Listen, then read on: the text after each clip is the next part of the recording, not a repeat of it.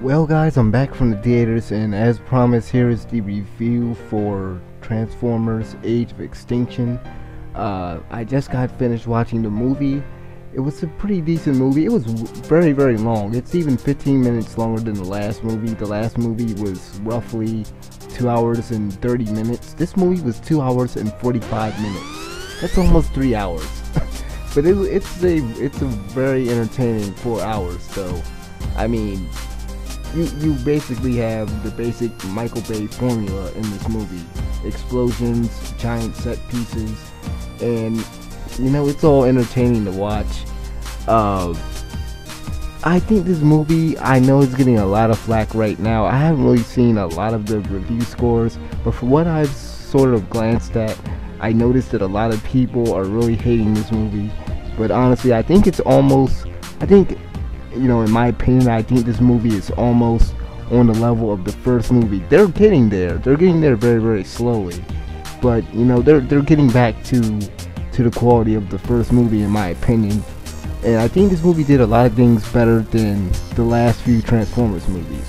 Like for instance, we didn't really have Michael Bay flaunting eye candy this time. Even the main female lead, he didn't flaunt her in front of the camera this time, like we're supposed to be watching a Victoria's Secret commercial, because that's exactly how I felt in the last movie. Especially with Revenge of the Fallen, and that one scene with Megan Fox on the motorcycle. You know how Michael Bay does in his films, but good thing we did not have that this time.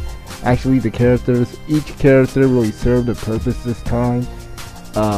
There weren't really a lot of annoying characters this time, and again, there was those comedic elements, those comedic moments in there, so there was some laughs in there as always.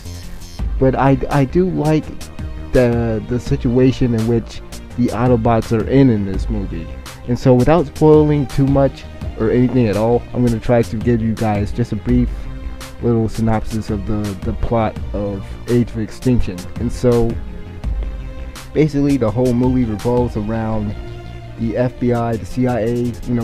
They basically have had enough with the Transformers over the years after the battle in Chicago in the last movie, and so they're out there hunting Autobots and Decepticons, and really the public only thinks that they're hunting the Decepticons. And so they're hunting the Autobots also.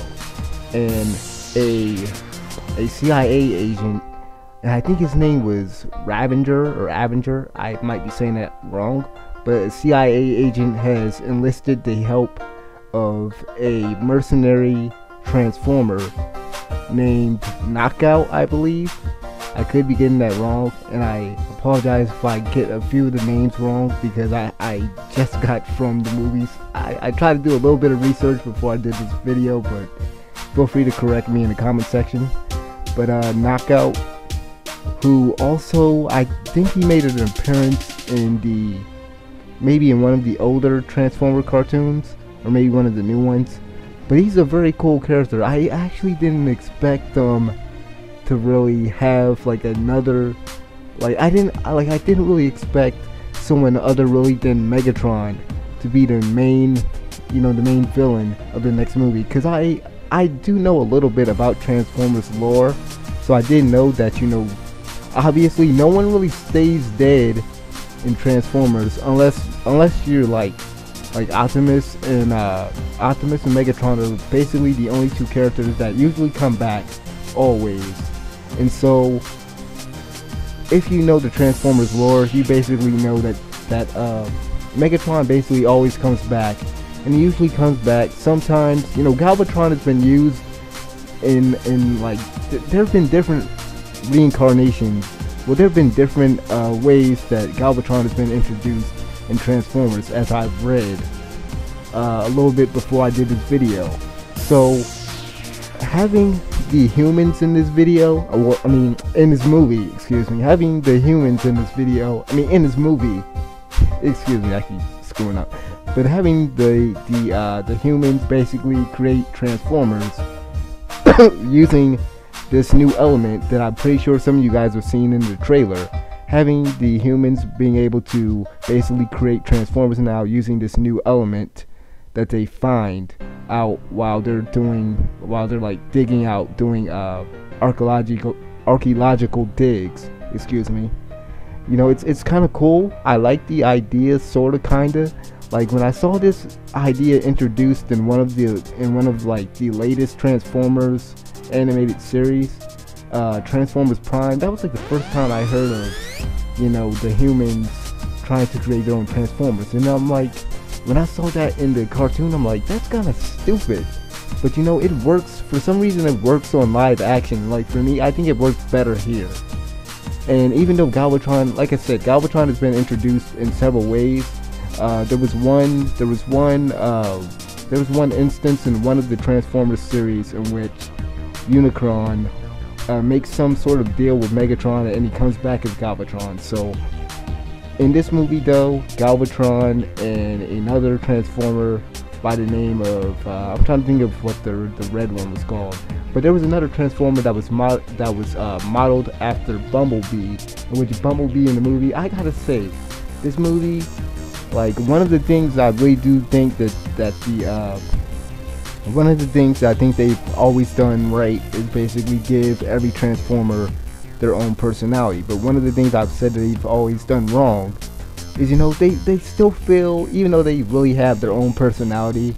And I really love the main Transformer cast this time around. I really enjoyed it.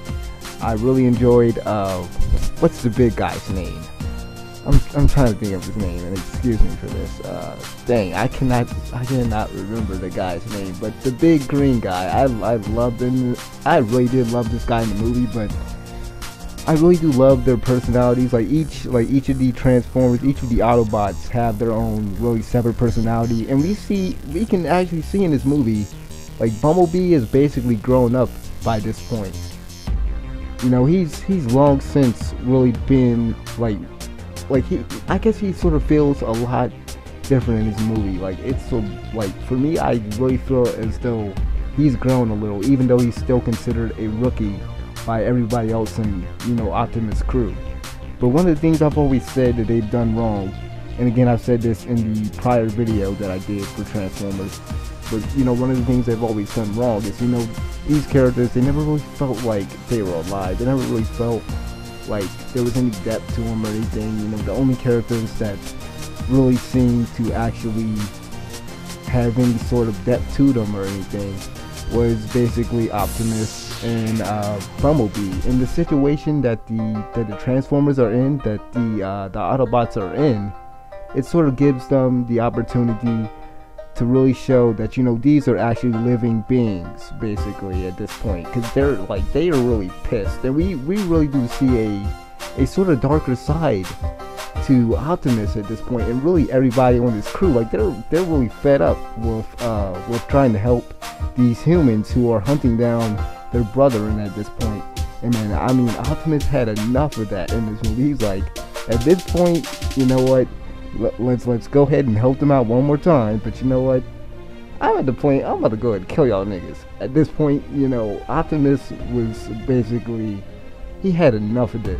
Like, he really just had enough of all this. I mean, they killed Ratchet. Like, I guess the beginning of the video, beginning of the movie. You guys seen it in the trailer, so it's not really a spoiler unless you never saw the trailer. Then I'm sorry for that, but yeah, you know, I really do think that they did a little bit better with the Autobots this time, but still, as in all the Transformers movies, there was a little bit too, like, it's just too much of a focus on the humans this time around. So I can kind of give them a pass this time, because they gotta introduce the new cast. You know, they gotta introduce the new human characters, since Shia LaBeouf and Megan Fox and the other girl, you know, all the other past characters are basically gone at this point. And so it's a entirely new cast. I mean, all the actors work in this movie. Mark Wahlberg is Mark Wahlberg, and he basically does what Mark Wahlberg does best.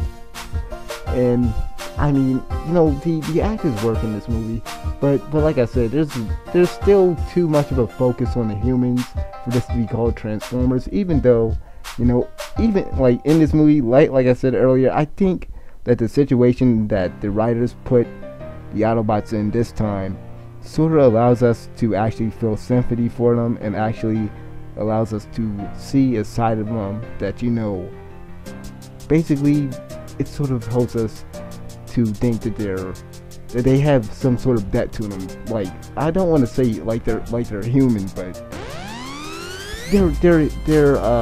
they're basically living beings at this point. You know, in the other movies, they just felt so one-dimensional. They felt basically like they were just machines, basically, for lack of better words. But yeah, the Autobots basically are a lot better. They're a lot better done in this movie. Like I said earlier, there's a bunch of explosions. Basically, your typical Michael Bay movie. So the action was great and everything. Dialogue was alright. Like I said earlier, there's a lot of funny moments and everything. I think the only real main issue that I sort of kind of had with it was that, you know, they have Galvatron at this point, but really Galvatron wasn't really the main villain in this movie. It was Knockout.